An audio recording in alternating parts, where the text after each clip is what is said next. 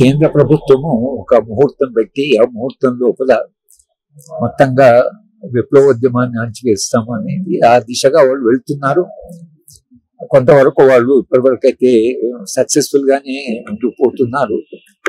బహుశా లోపల వాళ్ళు ఎంత సాధించగలరో, ఏ ఉద్యమం ఏ రూపం తీసుకుందో మనకు తెలియదు. కానీ నా దృష్టిలో ఇది మావోయిస్టు సమస్య కాదు. మావోయిస్టు నిర్మూలించడం అనేది దానికి కారణం ప్రభుత్వం స్పష్టంగా అభివృద్ధికి అడ్డం వస్తున్నారు, ఆయుధాలు పట్టుకున్నారు. కాబట్టి ఆయుధం అనేది రాజ్యం పట్టుకోవాలి కానీ పౌరులు పట్టుకోవడానికి లేదని అంటున్నారు. కానీ ప్రైవేట్ ఇంజనీర్లు కానీ విప్లవోద్యమం కానీ ఆయుధాలు పట్టుకోవడము అది చట్టబద్ధంగా అంగీకరించదు, అది చట్ట వ్యతిరేకమైంది అని మీరంటే మీ ఆయుధమే రాజ్యము పట్టుకున్న ఆయుధము చట్టబద్ధమైన ఆయుధం అన్నప్పుడు ఆయుధము చట్టబద్ధంగానే ఉపయోగించాలి. చట్టబద్ధంగా మీరు ఆయుధాన్ని ఉపయోగించకుండా మేము మనుషుల్ని ఎలిమినేట్ చేస్తామనంటే ఆ ఆయుధం అనుకుంటే చట్టం ఏమైంది, ఆయుధం అనుకుంటే రాజ్యాంగం ఏమైంది, ఆయుధానికి ఉండే ప్రమాణాలు ఏమయ్యాయి. కనుక ఆయుధాన్ని రాజ్యమైన ఇష్టమొచ్చినందుకు ఉపయోగించడానికి వీల్లేదు. దానికి కొన్ని నీతి ఉంటుంది, దానికి కొంత ప్రమాణం ఉంటాయి.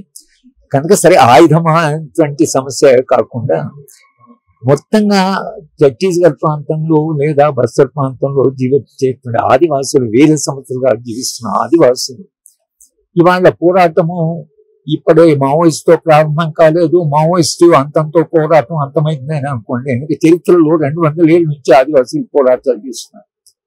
ఆదివాసీ పోరాటాల కింద దాని మూలాలు ఏమిటి, ఎందుకు ఇంతకాలంగా ఆదివాసీలు పోరాటాలు చేస్తున్నారు, ఏ కారణాల వల్ల చేస్తున్నారు అనేటువంటి దాని గురించి ఆలోచించి ఆ మూలాల్లోకి వెళ్ళి దాన్ని పరిష్కరిస్తే తప్పించి అక్కడ శాంతి రావడం సాధ్యం కాదు. మన అభివృద్ధి పేరుకొంటే మనం అక్కడ వెళ్ళి మనం ఏదైనా చేయొచ్చు. కానీ ఆదివాసీ ఇంతకాలంగా అడుగుతున్న ప్రశ్నలకు కానీ నా భవిష్యత్ ఏమిటి, మా పిల్లల భవిష్యత్ ఏమిటి, మీరు ఒకవేళ ఇక్కడ అభివృద్ధి చేస్తే అభివృద్ధిలో మా భాగస్వామ్యం ఏమిటి, ఆ అభివృద్ధి వల్ల మేము నిర్వాసితులైతే మా భవిష్యత్ ఏమిటి అనేటువంటి ఏదైతే ప్రశ్నలు ఉన్నాయో, మీరు అక్కడ జరిగే మైనింగ్ నుంచి అక్కడ జరిగేటువంటి ఖనిజ వనరుల లోపల నుంచి మొత్తంగా ఆ ప్రాంతం అంతా విధ్వంసం అయితే ఆ విధ్వంసానికి ఎవరు కారణమవుతారు, ఆ విధ్వంసం నుంచి ఎట్లా బయటపడతాం అనేటువంటి కొన్ని మౌలిక ప్రశ్నలు ఉన్నాయి. ఆ ప్రశ్నలు అడుగుతూ ఇవాళ ఒక ఉద్యమాన్ని మనం అణచివేస్తామనంటే అణచివేసే సాధనాలు మీకున్నాయి, అణచివేసేటువంటి ఆయుధ సంపత్తి ఉంది. కాబట్టి ఉద్యమాలు అంచుకోవచ్చు. అట్లా బిర్సా ముండా దగ్గర నుంచి ఇప్పటిదాకా చాలా మంది ఆదివాసీల ప్రాణాలు వాళ్ళు ఇచ్చారు. కానీ ప్రశ్న ఏమిటంటే ఈ 200 ఏళ్ళ నుంచి ఉద్యమాలు ఎందుకున్నాయి, ఎందుకు ఆదివాసీలు నిరంతరంగా పోరాటాలు చేస్తున్నారనే ప్రశ్న అడిగి దాని మూల కారణాలకు వెళ్తే తప్పించి శాంతి రావడం అనేది సాధ్యం కాదు. కేవలం అభివృద్ధి పేరు మీద సంపద పెంచుకోవడమే కాదు, మనిషి కూడా ఉన్నాడు, ఆ మనిషి గురించి పట్టించుకోవాలి. అభివృద్ధి నమూనాకు కేవలము సంపద సృష్టించడం కాదు, ఒక మానవీయ కోణం ఉండాలి, మనిషి కేంద్రంగా అభివృద్ధి జరగాలి. ఇప్పుడు వీళ్ళు అవలంబిస్తున్న పద్ధతి ఏవైతుందో అది మనిషిని, మానవత్వాన్ని, మానవీయతను, మానవ సంబంధాలని మరింత మానవీయ సమాజం దిశగా అయితే పోదండి. ఆ దిశగా పోనంత వరకు ఏ సమాజంలో అయినా శాంతి రావడం అనేది చాలా కష్టం. అమెరికా లాంటి సమాజం చాలా అభివృద్ధి, విపరీత హింసం, ఎవరిని ఎప్పుడు చంపుతారో తెలియదు. కనుక అసలు అటువంటి సమాజం మనకెందుకు, ఒక శాంతియుతంగా పీస్ఫుల్ సమాజం కావాలి కదా, మనుషులు సుఖంగా జీవించే సమాజం కాదు. ఆ దిశగా మనం ఏమైనా అభివృద్ధి జరగాలి. కానీ దీన్ని అభివృద్ధి అని చెప్పి అభివృద్ధికి ఎవరు అడ్డం వచ్చినా మనం తొలగిస్తామని అంతిమంగా అది దేనికి అభివృద్ధిస్తుందో ఆలోచించవలసిన బాధ్యత పౌర సమాజం మీద, ప్రజాస్వామ్యవాదుల మీద, ప్రజా సంఘాల మీద ఆ బాధ్యత. సరే, ఈ మధ్యకాలంలో గతంలో కంటే ఎక్కువ సార్లు అర్బన్ నక్సలైట్లు అనే పదాలు వినిపిస్తా ఉన్నాయి బీజేపీ నాయకుల నోర్ల నుంచి. అంటే నెక్స్ట్ టార్గెట్ అర్బన్ నక్సలైట్ల మీద పెట్టినట్టు అనుకోవచ్చా? అంటే అర్బన్ నక్సల్ అనడానికి ఒక కారణం ఏంటంటే నక్సలైట్లు చేస్తున్న పని సరైన పని కాదు అనేటువంటి ఒక బయట ఒక ప్రజాభిప్రాయం, మీడియా నుండి ప్రొపగండా మొత్తం మీద ఆయుధాలు పట్టుకొని వాళ్ళు అక్కడ చేస్తున్న పని ఏదైతుందో అది సరైన పని కాదు. కనుక నక్సలైట్ ఏం చేసినా పర్వాలేదు అనేటువంటి ఒక అభిప్రాయం ఒక సెక్షన్ ఉంది సమాజంలో. కనుక ఇవాళ భారతీయ జనతా పార్టీకి లేదా నరేంద్ర మోడీ గారికి వాళ్ళ పాలనకు ఎవరు కొంచెము వ్యతిరేకమైన, కొంత విమర్శించిన, ఇవాళ ప్రభుత్వం దగ్గర ఉండేది కేవలం ఆయుధమే కాదు, వాళ్ళ దగ్గర మరొక ఆయుధం ఉంది. ఆయుధం ఏంటంటే మిమ్మల్ని నక్సల్ అని అన్నారు. సరే ఆ నక్సల్ ఎవరిని అంటున్నారు? రాహుల్ గాంధీని అంటున్నారు, లీడర్ ఆఫ్ ది అపోజిషన్ పార్టీని. ఆయనను అర్బన్ నక్సల్ అంటున్నారు, ఆయన మావోయిస్ట్ అంటున్నారు. ఒక అపోజిషన్ లీడరు, అసలు వాడు చేసిన చరిత్ర ఉంది, ఆయన పార్లమెంట్ లో సభ్యుడు, అతన్ని నక్సల్ అనడం ఏంటి అసలు? అంటే ఆయన్నే నక్సల్ అన్న తర్వాత ఎవరినైనా నక్సల్ అనవచ్చు. కనుక ఈ అర్బన్ నక్సల్ అనేది ఒక ప్రమాదకరమైనటువంటి కాన్సెప్ట్. ఇది ఎవరినైనా స్టాంపు వేసి, ఎవరినైనా కేవలం విమర్శించిన వాళ్ళు కూడా ఈ ముద్ర వేసి వాళ్ళు ఏం చేసినా పర్వాలేదు అనేటువంటి సమాజానికి ప్రమాదం. కనుక పౌర సమాజం దీని గురించి చాలా తీవ్రంగా చర్చించాలి.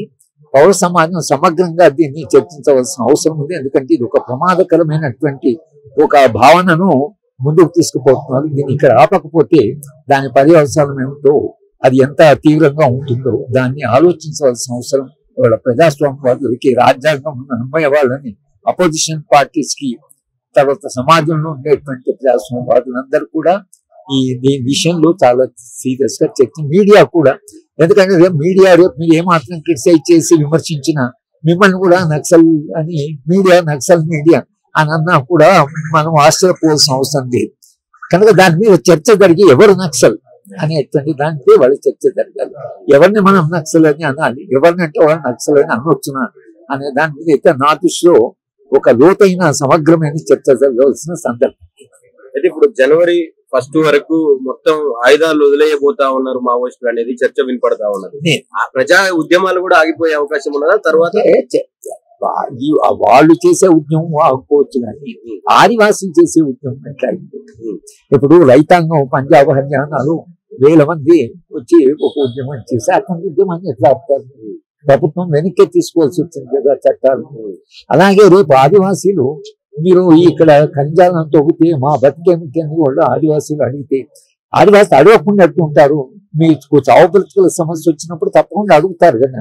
అడిగినప్పుడు ప్రభుత్వం దగ్గర మేము ఖనిజాలను తోగుతారు.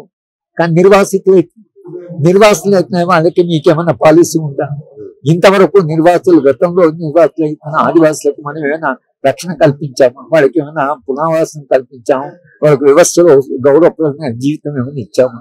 కనుక అట్లా ఆదివాసులకు మనం ఒక ప్రత్యామ్నాయమైనటువంటి ఏ రక్షణ లేకుండా కేవలం మనము పోయి అక్కడ మేము తొక్కుమంటే వీడు ఉండకపోవచ్చు, ఈ విప్లవం ఉండకపోవచ్చు. కానీ ఆదివాసి ఉంటాడు కదా, ఆదివాసి అయితే ఊరుకోడు కదా. ఆదివాసి అతను ఎట్లాంటి తెగింపు చాలా ఉంటుంది ఆదివాసీలో. మన బయట ఉన్న వాళ్ళు అక్కడ రాజీ పడకుండా చాలా తెగింపు.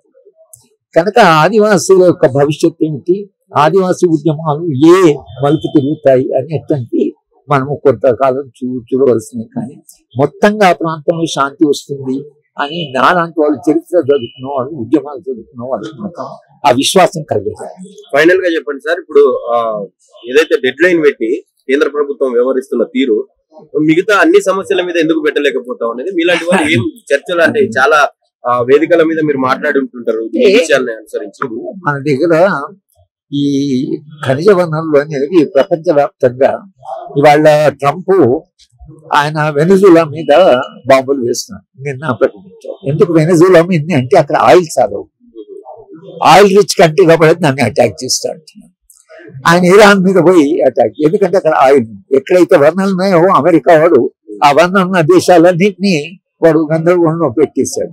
కనుక ఈ ఖనిజ వనరులు అనేవి ఏవైతున్నాయో ఇది తవ్వుకోవాలి. దీన్ని ఈ వచ్చిన క్లాస్ లేకుండా, ఏ కష్టం లేకుండా, ఒక ఉత్పత్తి చేయకుండా, ఒక పరిశ్రమ పెట్టకుండా, ప్రజలకు కావాల్సినటువంటి ఉత్పత్తి చేయకుండా కేవలం భూమిలో ఉన్నటువంటి సంపదను తవ్వుకొని తొందరగా తాము ధనికులం కావాలి అనేటువంటి ఆలోచన ఏదైతుందో అది ప్రజా వ్యతిరేకం నా దృష్టిలో. వీళ్ళు అదాని ఇప్పుడు అప్పచెప్తామంటున్నారు. అదాని ఏం చేశాడు సమాజానికి? ఇప్పుడు టాటా లాంటి వాడైనా కొన్ని సంస్థలు పెట్టాడు, కొంత చేశాడు, కానీ అదాని ఏం చేశాడు సమాజంగా? అదానికి ఖనిజాలతో ఆయన తొందర. ఎందుకు తొందర అంటే తాను ప్రపంచంలో అతి సంపన్నుడు కావాలి అని ఆశ తప్పింది. దేశంలో ప్రజలు ఏమవుతారు అనేటువంటి ప్రశ్న ఆయన అడగలేదు. ఆ ప్రశ్న వల్ల అడగనంత వరకు సమాజంలో చాలా సంక్షోభం. కనుక ఉద్యమాలు ఏదో ఒక రూపంలో ఉంటాయి, అది ఒకే రూపంలో ఉండాలనేది ఏం లేదు.